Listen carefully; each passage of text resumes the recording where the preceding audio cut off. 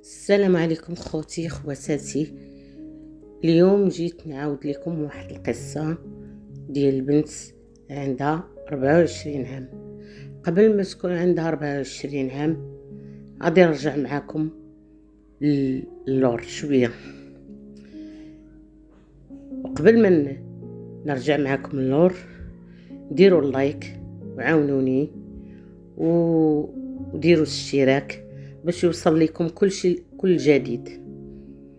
هاد البنت هادي من اللي كانت قبل ما توصل 21 عام غتبدا عاشت حياتها عادية، لحقات 15 عام من هنا غتبدا حياتها كتغير.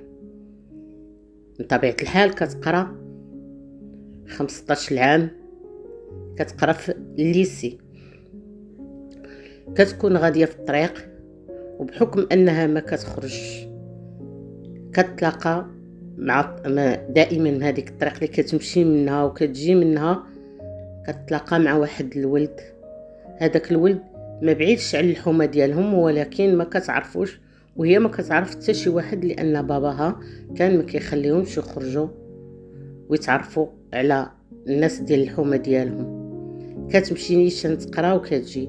تعرفت عليه ولا كانت كتشوفو وصافي في الزنقه، ولكن باش كتعرفوا شكون هو ولا شنو كيدير ولا. وكان كيعجبها مع هو كان وسيم، وكان ديما كيبقى يشوف فيها. هذاك النهار هو يتلقى ليها قال لها بغيت نتعرف عليك، بلا ما تتردد وبلا ما تفكر فرحات وقالت له واخا.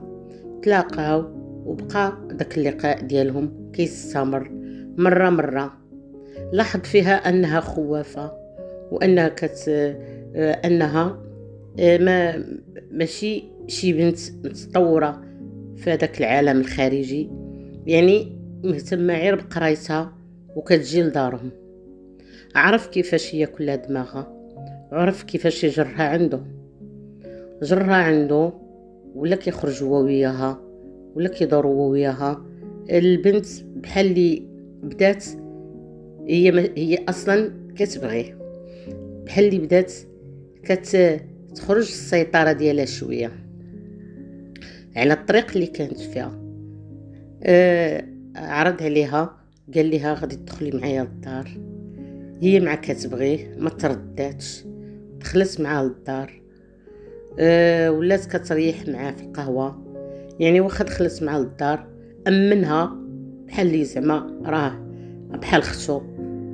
راه قال لها ما تخافيش غادي نريحو. المهم بلا ما يبقاو يشوفونا الناس كيعرفوني وكيعرفوك ويقولوها لباباك ولا هذا، اللهم باباها شي بلا ما يبقاو يقولوها لباباك، وباباك غادي ينوي شي حاجه خايبه.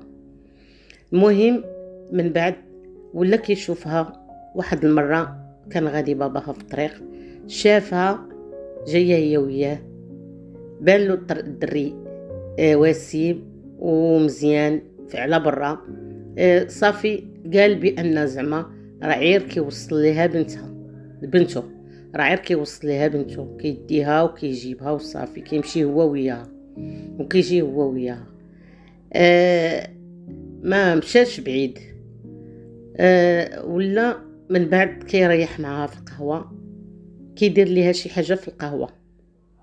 البنت كتشربها ولات كتدوخ ولات كتنسى، ولات هذاك الشيء اللي كيدير لها في القهوه ولات مدمنه عليه، ولات هي كطلبو باش يدير لها داك الشيء في القهوه مع الاستمرار. ولات كطلبو، هو الهدف ديالو ماشي البنت، الهدف ديالو باش يجرها هي ويجر الاخرى ويجر هذاك الدري ويجر هذاك الدري، وهذه هي الطريقه ديالو. ولكن هاد البنت هادي عاودات القصه ديالها. هادوك الناس الاخرين، هادوك الوليدات الاخرين، هاد البنيات الاخرين ما عاودوش القصه ديالهم. هو كيجرب بحال ما هكا باش كيدير لهم هذاك الشيء في القهوه باش كيوليو مدمنين عليه. واحد النهار وهي تقول لها الصديقه ديالها شكون هو هذاك اللي كنتي معاه؟ قالت لها ولد دربنا في الطريق ديال الحومه ديالنا اللي كنسكنوا فيها. قالت لها ما عرفتيش شكون هو؟ قالت لها داك راه كيبيعوا دارهم كيتاجروا في المخدرات. عرفتها تخلعات، ولكن ما قداش تستسلم مع انها كتبغي، ما قداش تستسلم. واحد النهار بقات غاديه هي وياه وهي تقول له واش انت كتاجر في المخدرات؟ قال لها لا ما كنتاجرش في المخدرات. قالت له سمعتها بانك راه كتاجر في المخدرات. قال لها لا ما كنتاجرش في المخدرات. قالت له هذا الشيء اللي كدير ليا منين كتجيبو؟ قال لها كناخذو من عند صحابي. صافي بقات هي وياه، بقات هي عارفه الحقيقه ولكن هو كيحاول يبعد عليها الحقيقه. ولات البنت بلا ما كتحس ولات كضرب يديها حتى كيسيل الدم. ولات واحد النهار يعني شكون اللي كيكون قريب للبنت؟ كتكون قريبه ليها امها. باها واخا كيشوفها غير في وجهها وفاده، اما الحمل داخل ما كتشوفاش الا امها. امها اكتشفت بان ولات كضرب لحمها، هزتها داتها للطبيبه. عالجتها، قالت لها اشنو عندها؟ قالت لها راه ولات كتعاطى المخدرات. قالت لها لا ماما ما كنتعطاش المخدرات انا. قالت لها قولي لي، عاودت لها الصراحه. هذاك الولد بالزهر اللي عنده، هذاك النهار كانت مامها الغد ليه كانت باغا تمشي عنده وتهضر معاه. هذاك النهار شدوه، هذاك النهار غبر ما بقاش كيبان. وبقات كتسقسي عليه البنت، بقات كتسقسي عليه، ولات عايشه في الجحيم، ولات كتبكي، ولات تقول فينا هو، بغيت غير نشوفه، ولات تسول عليه ما لقاتوش. غبر ليه الاثار ديالو. واحد النهار ويبان لها واحد الدري كان كيوقف معاه، وهي تقول له ما شفتيش فلان؟ سمحوا لي ما غاديش نقول الاسماء على قبل باش ما تعرفش شكون هي هاد البنت وما تعرفش هاد الولد هذا، وما نديرش اسماء مستعاره. اللي غنقول القصه كما هي. المهم نكملوا القصه ديالنا. كانت غاده وبان لها صاحبه، سقساتو قالت له سولاتو قالت له فين صاحبك فلان؟ قال لها راه هو مشدود وحكموا عليه ب7 سنين. بكات وحزنات ودازت في اكتئاب، ووقفوا معها دارهم وعالجوها، وبقات كتمشي للدراسه ديالها، كتكمل قرايتها. قرات، لحقات البكالوريا ديالها، شدت الباك، دارت التكنولوجيا، جابتها باعلى نقطه. البنت قرات وخدمات وتكونات، ولكن فين كاين المشكل؟ كاين المشكل في هذوك البنات اللي كيثيقوا في اي واحد وكتعطيه فرصه وكتصبر كتخاف. لا، كوني شجاعه وعارفي شكون هو هذاك الشخص اللي هو غادي معاك، شكون هو. واخا يكون خوك، واخا يكون ولد الحومه، خاصك تعرفي شكون مع من انت غاده وفين غاده. وملي تبغي تاكلي ما تاكليش وما تشربيش من عند اي واحد ما كتعرفيش. هذاك كتحسبيه ما كتعرفيش، هو كيدير لك هذاك الشيء وكتشوفيه وكتعرفي وكتضحكي حتى وصلتي للادمان. بقات امها بهذيك المده كلها رغم ان ما لقاتش امها، وداتها لعند الطبيبه وعاوناتها وما قالتش لباباها بان راها كاين وكاين، خايفه الى يضربها او لا يقتلها، رغم ان بنته كانت كتضربه في ظهره بالحوايج اللي هي خايبه وطيح ليه السمعه ديالو.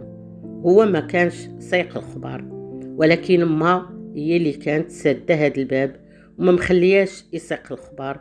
كانت متكفله ببنتها بكل شيء، حتى عالجتها وحتى قرات وحتى شدات تكنولوجيا باعلى نقطه، والحمد لله خدمات ولات بخير وعلى خير. ولكن نتوما البنات، واحد النصيحه لكم، ما تبقاوش تمشيو مع اللي كان واللي عطاكم شي حاجه تاكلوها، لا ما تاكلوهاش ما تشربوهاش.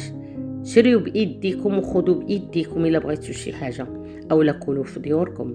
ما كاينش اللي يبغي لكم الخير بحال ماماكم وباباكم، ما كاينش اللي يبغي لكم الخير قد خوك واختك ما كاينش اللي يبغي لكم الخير يكون هو براني. بحال هذا الولد هذا ولا كيدير ليها داكشي في القهوه حتى ولات مدمنه حتى خرجات. لو كان هذاك ربي دار ليها هذه دار ليها ربي تاويل انه دار لها واحد الخير كبير انه تشد في الحبس، حيت كون ما كانش تشد كانت هذه البنت غادي تزيد تمادى في الادمان وغتزيد اولا وتغتصب وبزاف د الحوايج وتعيش تشرد، لان ما كاينش شي والدين اللي غادي يبغيو بنتهم تكون طيح ليهم بالكرامه ديالهم ولو كيف ما بغاو يكونوا، ما يبغيوش بنتهم اولا ولدهم يطيح لهم الكرامه ديالهم. نصيحه مني ليكم يا وليداتي اولا خواتاتي اولا بنياتي، بعدوا من المخدرات وبعدوا بالرفاق السوء. هاد البنت دار ليها ربي تاويل والحمد لله، من بعد ما خدمات ومن بعد ما قرات وشدات تكنولوجيا بأعلى نقطة، مهم وصلت دارت الأيام ماشي بزاف. جا واحد الخطيب من العائلة ديالهم ودوا مع باها ودوا مع امها وهو وباباه من عائلتهم قريب ليهم، وجات امها بديك الفرحه وقالت لها بنتي راه جا فلان باغي يتزوج بك، وهي بانها ضاربه يديها رفضات، ولكن هما صموا باش يتزوج بها ودوك الناس هما ولدهم بغاها. هي تقربت من داك الولد وقالت له بغيت نعاود ليك اشنو كاين، واش انت غادي تقبل ولا لا؟ قال لها اشنو؟ قالت له ها كاين ها كيفاش ها كيفاش وقع ليا كيفاش وقع ليا، يعني عاودت له القصه ديال هذاك الولد وكيفاش ضربت اللحم ديالها وكيفاش بقات لها اللحم ديالها مخرطه، ولو ان هي تعالجات بقات لها اللحم مخرطه. قال لها هذا ما كيهمش، انا قادر نعالجك. هاد البنت لقات اللي عالجها ولقات اللي وقف معها ولقات اللي ردها، واحده اخرى ما غتلقاش. بنياتي نصيحه مني ليكم، وليداتي نصيحه مني ليكم، بعدوا على رفاق السوء وبعدوا على المخدرات. نتمنى لكم التوفيق ان شاء الله. وهذه هي الحكايه تاعت اليوم. يلا تبارك الله عليكم والسلام عليكم.